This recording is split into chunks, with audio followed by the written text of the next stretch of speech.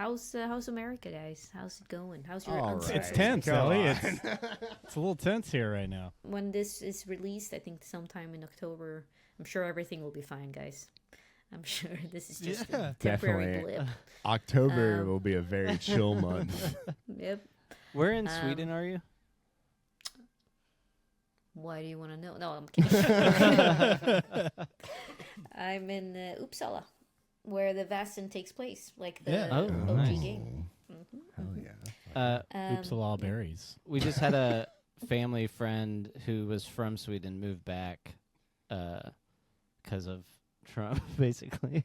Yeah. Oh man, yeah. In Malmo. Oh, now they return to Malmo. Yeah. Do you know them? Yep. You know Malmo? Yeah. What's his name? What's his name? Maybe Her name's Ebba. Oh, yeah. No, That's, Ebba. That girl is great. Cool, guys. So, Yeah, we are. welcome back, everybody, to episode 2 of Life Will Find a Way, a special collab with the Pretending to Be People men. We established that they're men. They have large penises. Big man penises. You can buy a calendar, The Men of Pretending to Be People. It is 5 months long. So you might find that questionably useful, but Great opener. We've established some ground rules, and that's that no one has any rules, and if they do, they're gonna get fired, and that's how we're operating. Well, but honestly though, like, it's so nice to have you guys here. You are some of my favorite people. I wish we could do this in person, so we didn't have to have weird lags, and I get panicky every time I say something, and then there's like a slight delay. And nobody laughs, and I panic even further. And then the laughter comes, and then I... Exactly. Fuck. One day. One day, I'll find you in the... I'll take a piss. Oh, with it's you. a threat. Really terrifying. We love playing with you. Thanks for having us. Yeah, it's Yeah. great. Stoked to be How- here. How was the first episode? You guys came with voices I did not expect, which I love. All of you had voices, truly voices that that in one way or another made me like, huh, love it. I don't think anybody could have seen Zach's voice coming. Not even. But like, Not even him. yeah, but I think I like starting episodes or like new arcs with like, you know, let's throw everything into a scene. And that's like a mechanic in Vaesen. It's like you throw in scenes of like, hey, I would like to... It's similar to Delta Green, really. Like, let's throw back into having like that one encounter that happened back and forth with that guy, et cetera, et cetera. However, what we don't have is secret scenes where we ask the other people to fuck off, which we've done a couple of times in Delta Green. Yeah. And I wonder how that will play out if you guys are gonna start meta gaming and like, if you know that Anders knows stuff. And I'm not sure why I'm looking at Luke, but We'll only do it in like good storytelling ways. Yeah, I think we're pretty good about not just trying to like win the game. Yeah. So Oh, yeah. I want to die. There cool. is no way of winning this game. But yeah, so what do you guys remember? You are standing currently and watching a ginormous dirigible being built. And Zach's character. Okay, let's do a round. Zach, what's your name? Yes, so I'm playing Arthur Schwartz. Arthur Schwartz. I'm a balloon mechanic. Cool. Mechanic for balloons. And I'm a huge guy, and I got big pecs. I can move them individually, and can fix anything, especially the new sort of blimps. Big fan of the balloons. And you have a lot of shit on your face making you talk that way, right? That's exactly right. There's a big metal cage, steampunk headgear. Getting all up in my mouth space. Or that's just what happens when you work around hydrogen all the time, or whatever the fuck they used, and all the balloon workers are going to sound like that. Oh, wait. sorry, I missed that part. So you're actually wearing something that makes you talk like He has like big braces. Yeah, like huge headgear braces that, like, basically, you see him while he's watching this beautiful sort of presentation and speech by Von Arnim. He at one point pulls out this metal cup from his bag, and he opens up the top of it, and on the inside you see blades, and he shoves some like meat and drips some vials, like some sauce in there, and then closes it back up, and then hand pumps this little homemade blender that he has created, pulls a straw out of the bottom of the cup where it's like hidden, throws it in there, and then sticks the straw in between this metal cage that is around his mouth, and takes a big sip while he's watching this speech. Dr. Albert Koch takes a step away from you. Does it slurp when you're drinking it as well? God. It's a beautiful machine, isn't it? What was your name? Doctor? He's taken many steps away from you now. He's like, you just see a tiny little hand like poking up from the crowd. What? I cannot hear you. Goodbye. He just looks right back up at these ribs and just dreams of the possibilities. I'm Luke. Anders is standing right next to Arthur. And hey, you don't seem like you have a lot of friends. I think we're gonna get along. That's probably exactly right. You help out with Mr. Von Einem, right? Yeah, I'm like his right and left hand. That's very cool. Have you been on one of these trips to the island before? No. Right? What was the question? Have I been on one of these ships to the island before? This is like our maiden voyage, right? No, you have no idea. Like that, you've only heard from Von Arnim that you're going back home. So this island thing, you think that's just Von Armin's way of like conning people into coming with him. You don't necessarily think that he has any actual plans of going to this island because, as far as you know, and this is an interesting little tidbit to your backstory, you might not think this island actually exists. Okay. No, but I made sure the food got on the ship. Or that's like, I have a note saying that I need to do that. Oh, that's absolutely wonderful. What kind of food are we eating? Well, how do you... And he shows off the cup with the blade and the pump and the straw. And he's like, I have my ways. Does he wash that thing? Yeah. He's a with oil. He's absolutely covered in grease. I'm sure in the 19th century that was a super hygienic product you're wearing right now. Absolutely. Anders is disgusted, but his breath smells rank. He also takes a few steps back. But Anders, tall, lanky, dressed very well, twirly mustache, bowler cap, and stoked to be here. Awesome. So you spend several months actually here in Argentina preparing for this trip. How do you guys think you are preparing? And this is like sort of the preparation phase of Vaesen, where you guys can gather information on the mission, so to speak. You can also find out more about Heiligenblick, the ship, as she's getting finished. Heiligenblick. Could you spell that? Heiligenblick. That's how I would say it. Heiligenblick. Blick. Heiligenblick. It means holy vision.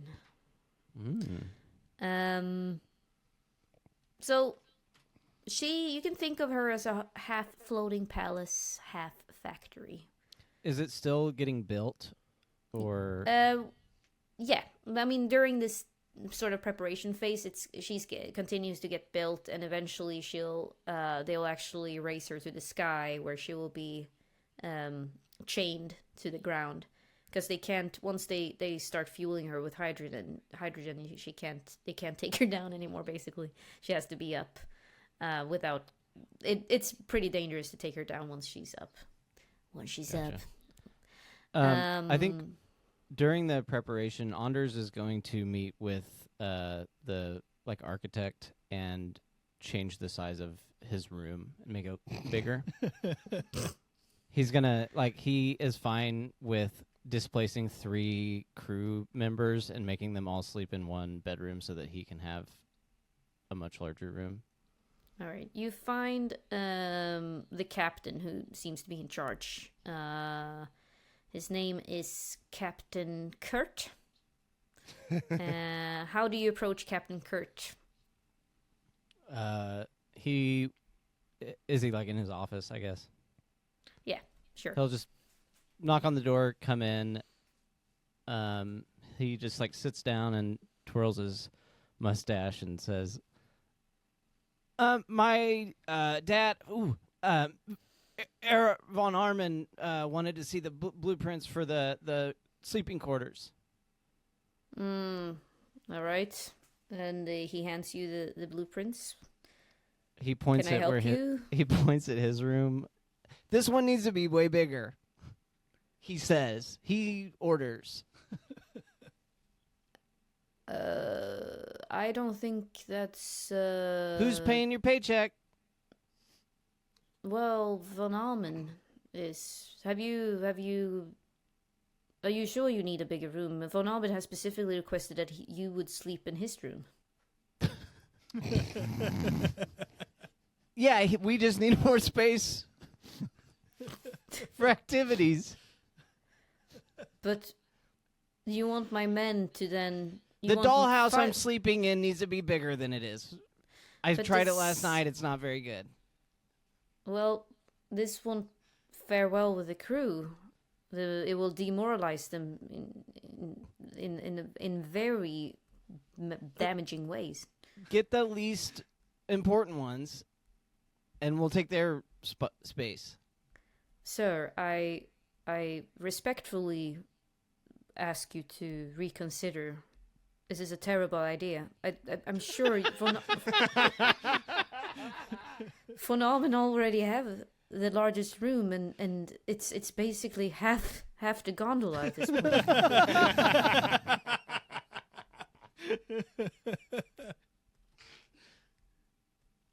He hadn't even seen the blueprints before. He was just feeling greedy. And yeah, once he weighs his options of I don't want the people driving this thing to crash and die, because then I would die.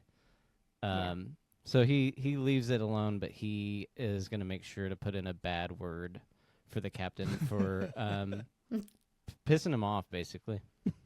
The captain notices that you're getting pissed off at him. He's like, how about this? Anders is your name, correct? Anders von Almen, are you truly his son?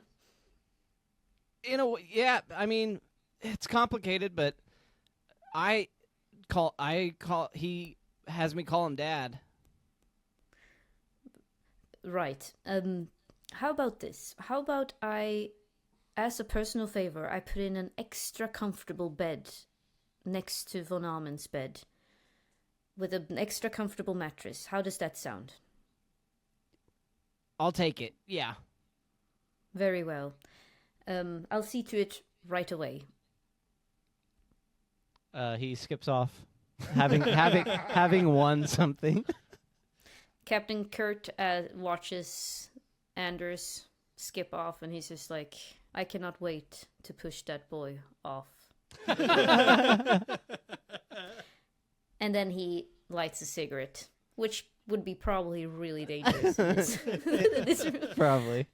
The rest of you, anyone want to do any sort of... Yeah, the doctor wants to use the downtime to maybe head to the library, or if there is any kind of medical institution here, and brush up on some... he's already trained in kind of wilderness survival, but he wants to brush up on things like insect-borne illnesses, waterborne illnesses, just things that he probably hasn't had to deal with for a while. You know what? You have it. And give yourself an advantage. You get a +2 on any fucking roll you want to do in this mission.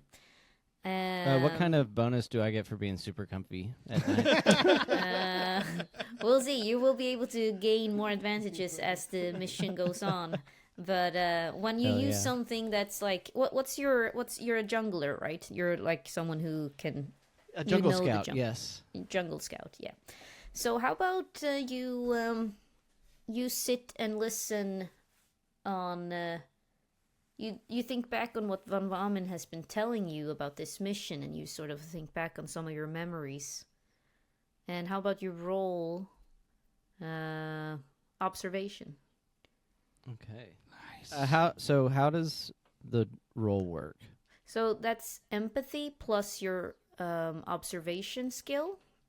So it should be like maybe 4 or 5 dice. So it's like 3 dice. Okay. And I want a 6. Oh, fuck yeah. Well, No, I want a 6. Is that right? Yes. I want a 6, but I didn't get one. No, I think you misunderstood. I want a 6. Yeah. A 1, 2, and a 3. So no, nothing. All right. Well, maybe you will have a recollection of something later. And we'll try it again. Cool. Also, I'm gonna change the super comfy bed to a hammock because it reminds him of growing up in the jungle. Okay. Still, I won't give you any advantages just yet, yeah. but you will get one. I promise you, Luke, unless you Sick. die. As a Moving person. on. Moving Try not on to the any of you other. But well, you're actually going to the library. How about you roll learning, Joe? Sure.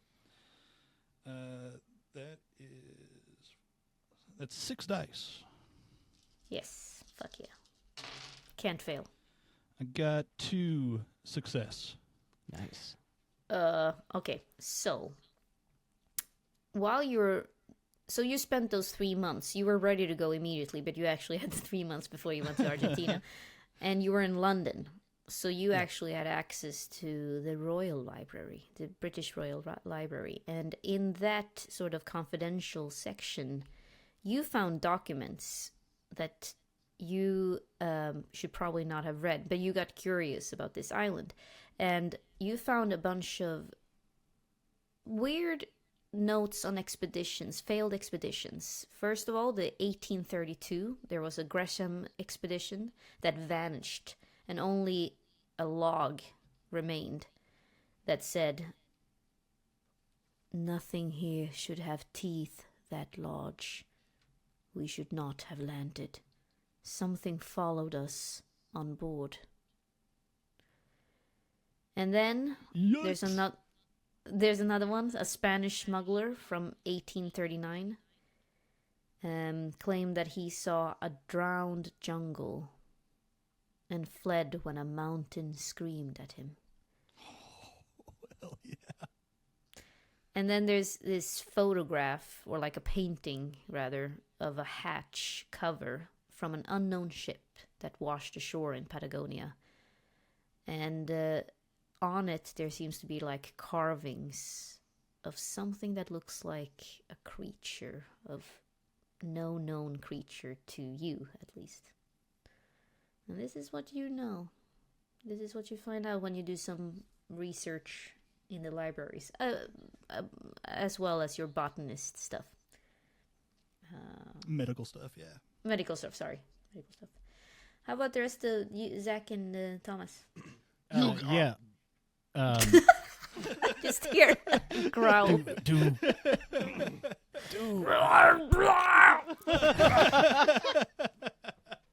Go. He is the mountain that screams. ready. Go when ahead. you are. Go ahead. A man cannot fix the thing in which he has built unless he has built it himself. And so, Arthur Schwartz wants to physically help build this machine for the entirety of the 3 months. He is an apex builder. He is a massive boon to anything which requires either logic or brute strength. Yeah. You do so, and so you know exactly what this ship looks like. And so whenever you have any questions about it, I'll give you briefly. It has an observation lounge, it has a mess hall, it has crew quarters, engine room, specimen bay. And then there's Van Amen's study and private rooms. Takes up a large portion of the ship. And then the medical bay, and then the ballast and rope room. And you notice that the technology being used to build this is very new and modern. 2 gas-powered propeller engines for thrust, powered by a coal-oil mixture. And he imported these new designs from Prussia. There's also, you find that there's a generator on board that runs the lights, a printing press, and a telegraph to send Morse code. Typical things you would find in like regular ships back then. But it's clear that Von Amen wants to gather evidence and like make sure that he wants to. There's also cages being built there. Like he wants to capture things and then also make sure that there's evidence that he's captured these things. And the crew, there's room for total roughly 25 people total. Comfortably, and it's a hydrogen bladder, treated canvas skin, and held together by a ribbed framework. That's sort of everything you know about the ship. He just learns. He just like constantly trying to learn as much about every aspect of the ship as possible, spending sun up to sundown working, and then really just going home and lifting, Yeah. Fuck yeah. Do you want to do any like research on the mission? Or like the island of where you're going, or does that not interest you? No, not at all. He just wants to make sure that he knows how to make this thing work and how to make it not work, How about your role? What would be a mechanic role in Vaesen? I don't know if we have like maybe a agility, or what's your best skill? So we had talked about doing force physique as a How about your roll like force? Okie dokie. That is gonna be 8.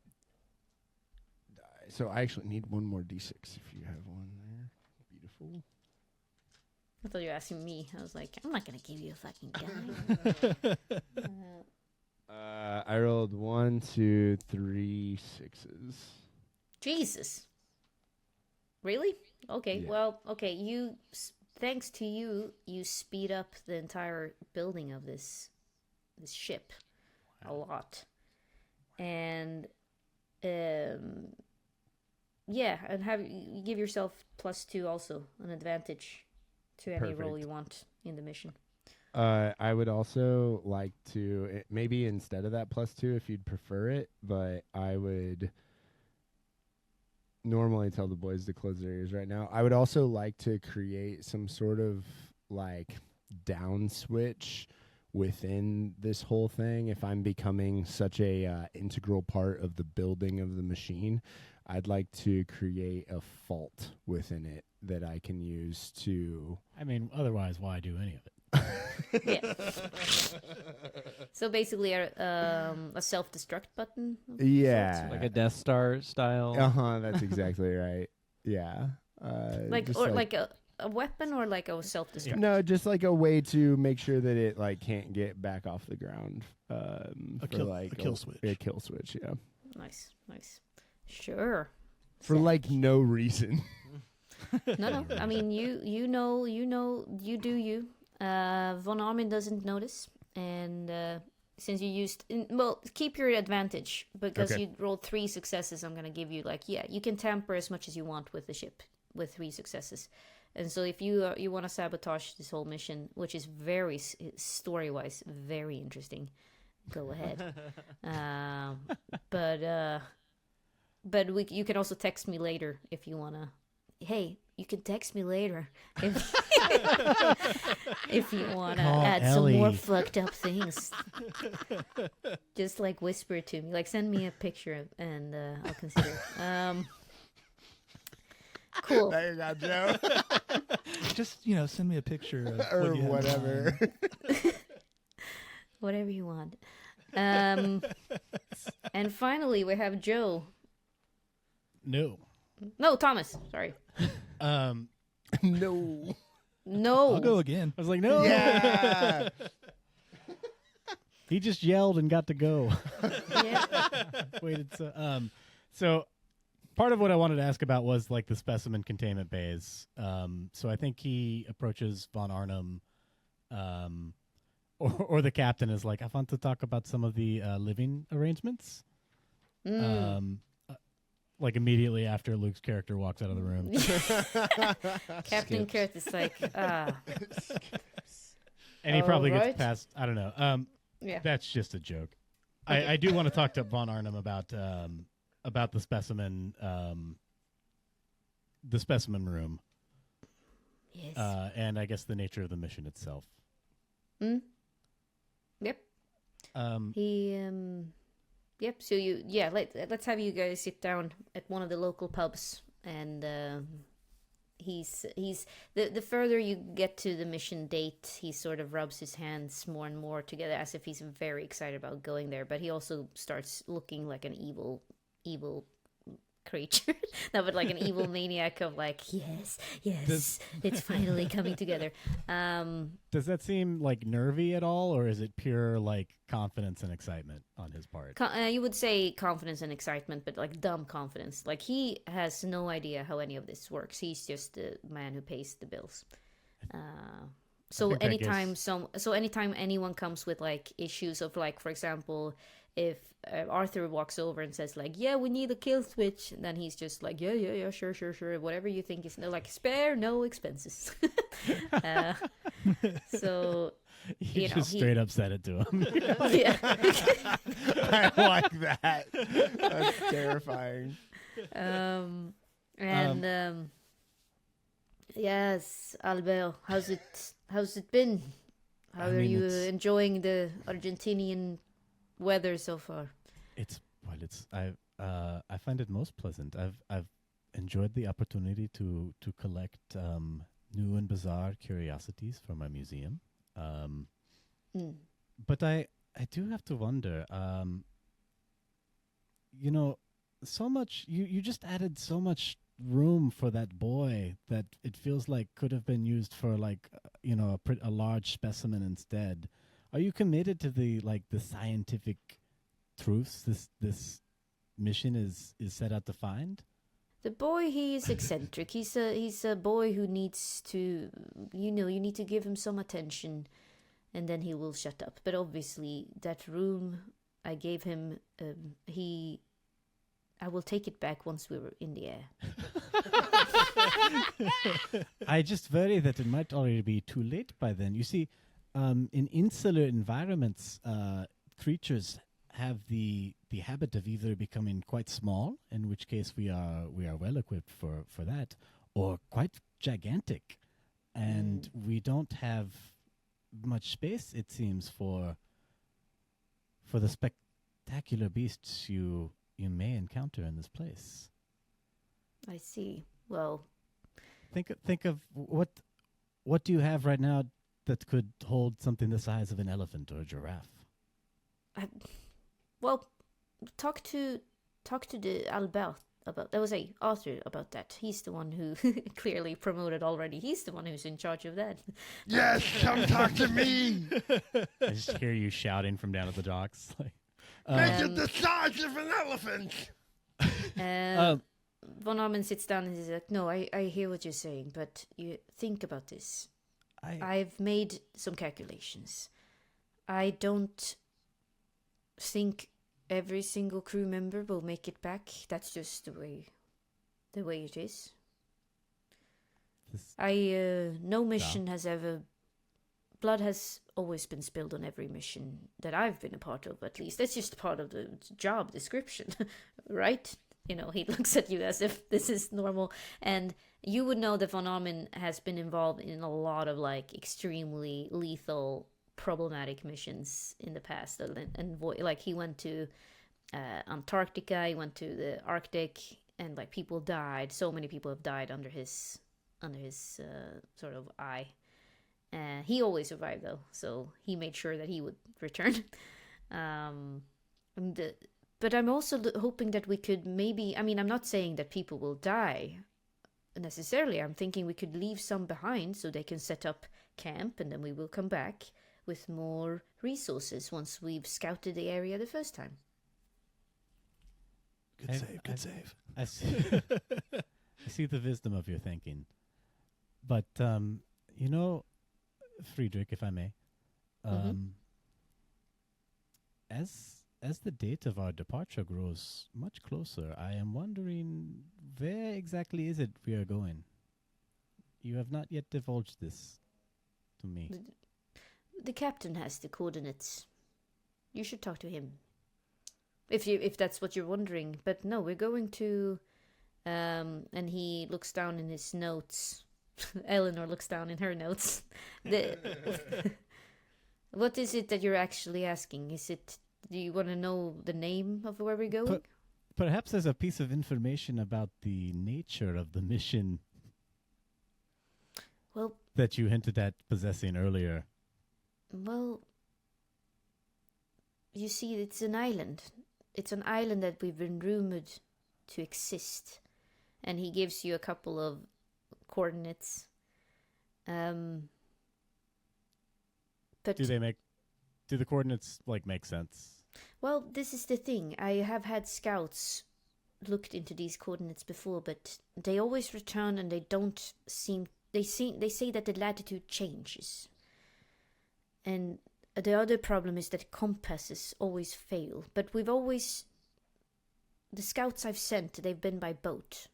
By water.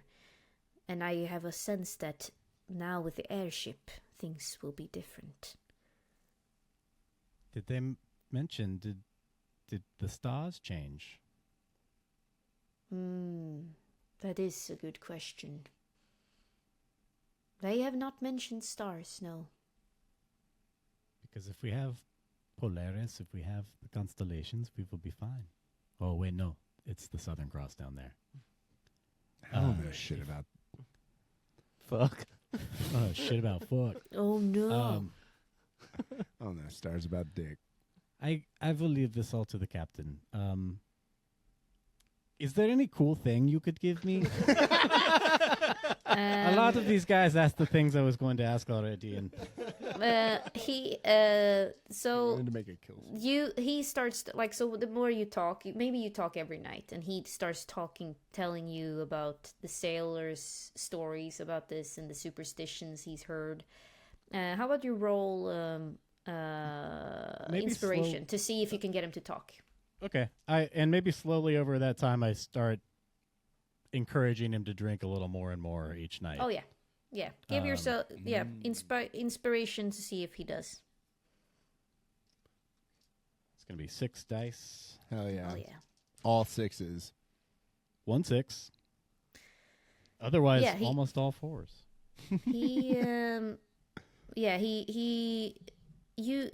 He says those things about maybe not every crew member will return, and therefore there will be more cargo space. I don't think that. He says that, but then you get him drunker and drunker, and you sit maybe every night and talk because you're old friends. And what you seem to recall, like what stands out to you, is that the island does seem to move. That no two charts agree on its latitudes, and compasses often fail. And you hear mariners, they call it by many names. Isla Verelia, Amau dos Mortos, Mother of the Dead. Some whisper only of that place where thunder has a voice. You also... That's cool. Yeah. You hear also old Basque Sorry, Zach just shit whalers. his pants. I love that. I love the voice. Oh yeah. Anders grew up Sorry. like hearing stories and like fables about this island. But when he was a kid, they just called it No Island because they don't want you to go there. Exactly. No Island. Yeah, exactly. You hear these things. So Thomas, you hear an old Basque whaler's log. They speak of a green mountain rising from the mist. Forests like the back of a scaled beast. Roars like a leviathan wounded. But that ship was never seen again. So a lot of the sailors talk about a ship that was never seen again, but it was supposed to be a 1600, like back in the 1600s. So it's existed for a while. A lot of sailors are like, there's a dense fog that never lifts. Silences where even the birds stop.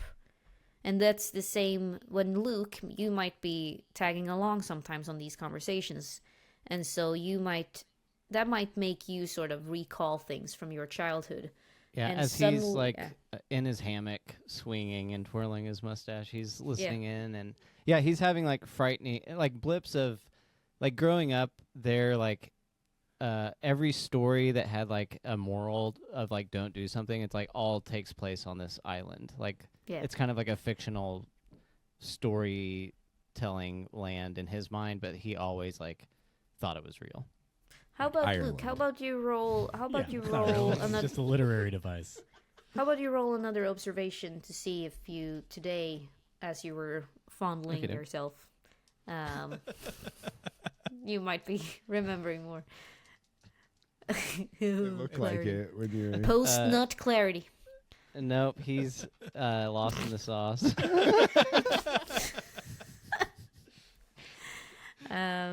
Yep. Well, You're such a I haven't given up on you. But Thomas, he has Yeah. He has nightmares every night that he thinks about every day about day. the island. Nightmares at day and daymares at night. So yeah, is Thomas. there? Yes. Yeah. Continue. Sorry. No, you. No, I was gonna say, is there any? Yeah, that's what you gather from von Hamen, and give yourself a +2 advantage as well. So Luke, we're gonna get you your +2. Don't worry. There. I feel like I left you out. What is there a translation for Isla of Aurelia? Yes. Verilia is a French company specializing in packaging for beverages and food products. That's probably what it Very- means.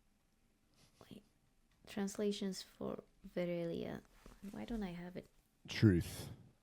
Truth Island. Yeah. That makes sense. Yeah. So that's weird what it you wasn't gather. And the day arrives when the Heiligenblick is finished.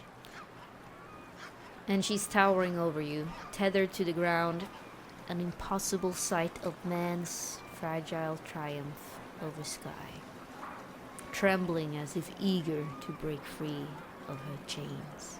Speaking of chains, these cages, they're getting bigger and bigger as they're being carried into the cargo hold, as well as 19th century, like I said, 19th century recording devices, like the printing press, even cameras. We did discuss that before. Cameras would actually exist.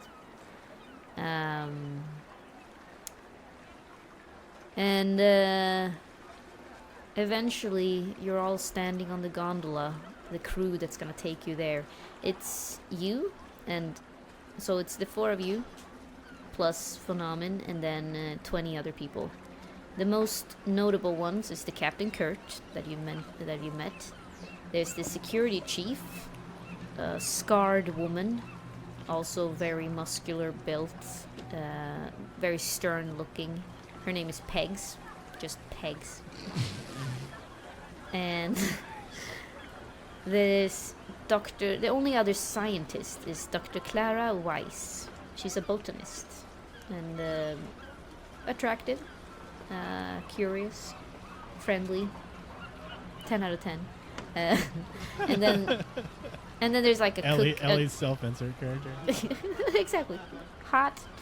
And then there's a cook and some other NPCs. We can create new ones if you need it for role playing reasons later. If we burn through some of the others.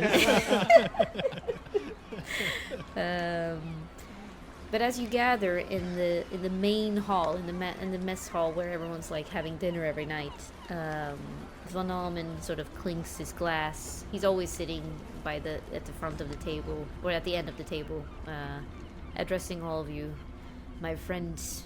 Today we rise not merely into the air, but into history.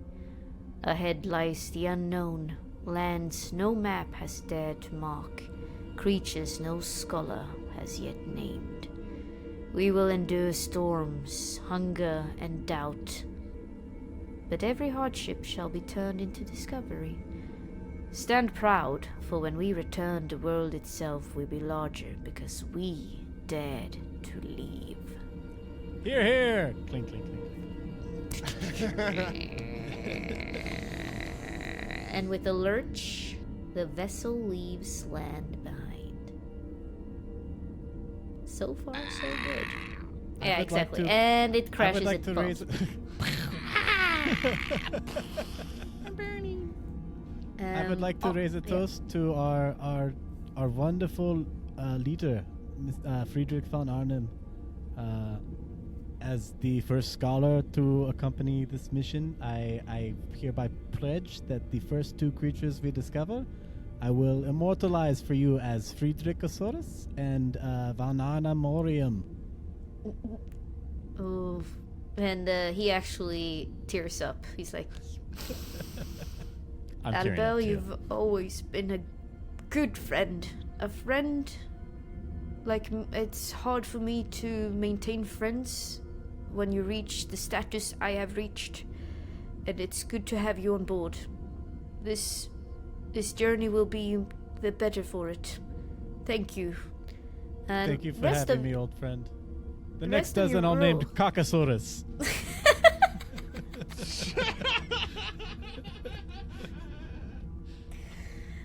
The rest of you roll observation. Or vigilance, actually. I got 2 passes. I got 1-6. Oh, perfect. Luke, Anders.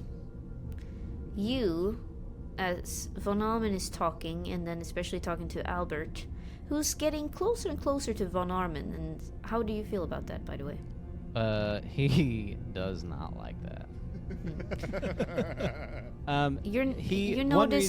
One reason Von Arnim doesn't have a lot of close friends is that Anders gets jealous and tries to sabotage any friendship that he makes. Amazing. And he's been good at it so far. You notice during the speech that Captain Kurt and Pegs, everyone basically in the crew, sort of roll their eyes or looks quite demotivated by Von Almen. They're not enthused by him. The only one who seems to be excited to be here is the botanist girl. She's also the only woman outside of Pegs. Pegs also doesn't seem to give a shit about anything, so that might not mean anything. But you notice this. Is she called Pegs because she has 2 peg legs? No, but No, it's a sex thing. Yes, she likes to get pegged. No, she just her real name is Peggy, and now it's Pegs. Would Anders know if Dr. Clara that you said is interested or seems to? Yeah, she's the only one who seems excited about being here. Yeah. Does he know anything about her, or is she like fresh on the balloon? You would say that she is a recent recruit. You're not quite sure why she's on board, considering the very otherwise pretty intense recruitment process that Von Almin had. So she came on board quite late. He's but the gonna. rest, yeah. He always wants to be like abreast of who is trying to get close with his father figure, I guess. So he's gonna like go up and introduce himself after the speech or whatever to Dr. Clara. Hi. You are the plant lady. Oh, hello. You must be the errand boy. I've heard. Anders, I'm like his both his hands. He said. Both his hands. Quite interesting, quite. And she is like a British polite lady, just goes back to her drawings. What you drawing? He notices that you're still there. What is that? It's Kate Winslet naked on a couch. Yeah, exactly.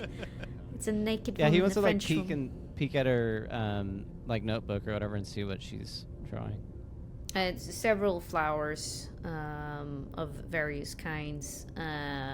Some, you notice that it seems she's like doodling as well currently. Are any of them native to this area? Yes, it's a lot of them new ones, mostly from Patagonia area. Since Anders is from here, Yeah. he wants to try to like impress her by like telling her, like basically like being familiar with those flowers or like saying Yeah. something about it. She warms up and wow, those you are red in real life.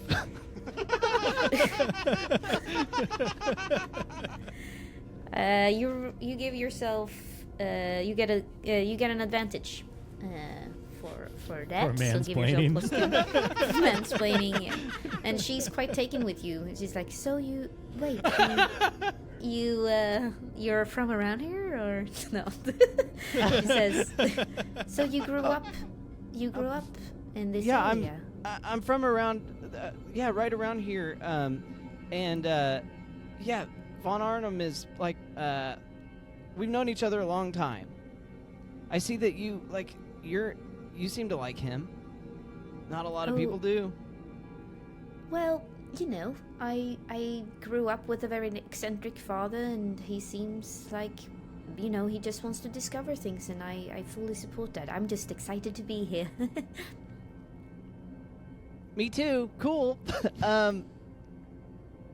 Well, cool. see you around. What that is a very, very interesting word. Cool. I'm gonna start using that.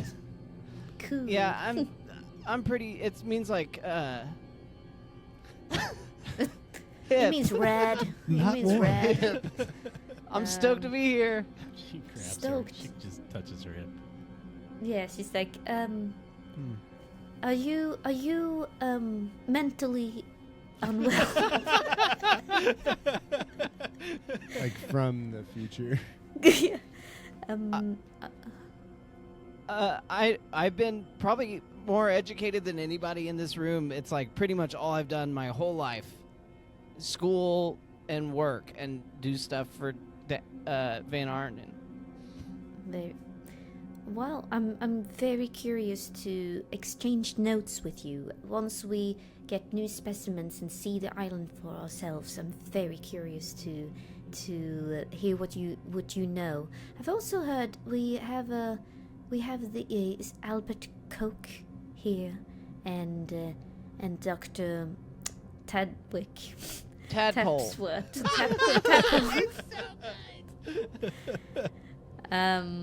Just copy. The two, yeah. You exchange pleasantries with her, but she doesn't seem to have like any nefarious things going on underneath. Okay, he's gonna keep an eye on her, but also a girl talked to him, so he's gonna remember that. Right. Amazing. You all, so the two of you talk a little bit more, but does any else... Well, we'll get to that maybe next week, because we're running to the end of this episode. However, before we do that, I want you all to roll physique once you're up in the air. Physique. I've only got a 2, but I got 1 pass. I've only got a 2, but I failed. I got 1 pass. Wait, just 5? Or, Yeah, sorry, physique. just the top number. 1 success. So everyone is fine except Thomas. Albert, you take I got one. air madness. You got no. You take 1 physical condition because you're airsick from. You get like it's seasick, but from being like up in the air. And so any condition, a physical condition, I think nauseous might be there. Right, whatever. It looks like it goes exhausted, battered, wounded, broken. So I think if he's vomiting off the deck all the time, he might easily be pretty exhausted Or right now. angry. Yeah, That's a angry. mental. That's a mental. It's a mental Yeah. condition. Yeah. Okay. Cool. So yeah, just any physical condition that works except broken, unless you're broken from vomiting. Oh, okay. I thought it was like a scale of severity, but it's just... Me too. And apparently I have done it wrong. I So also maybe- thought it was a scale. Maybe he's more battered. Yeah. And through the hurling of Albert Koch throwing up his entire ration, we end this episode. Roast beef glistening in the sunlight. What's it sound like when you puke?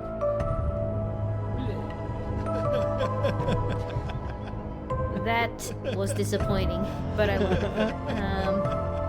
Well, thank you guys, and I'll see you next week. This was awesome.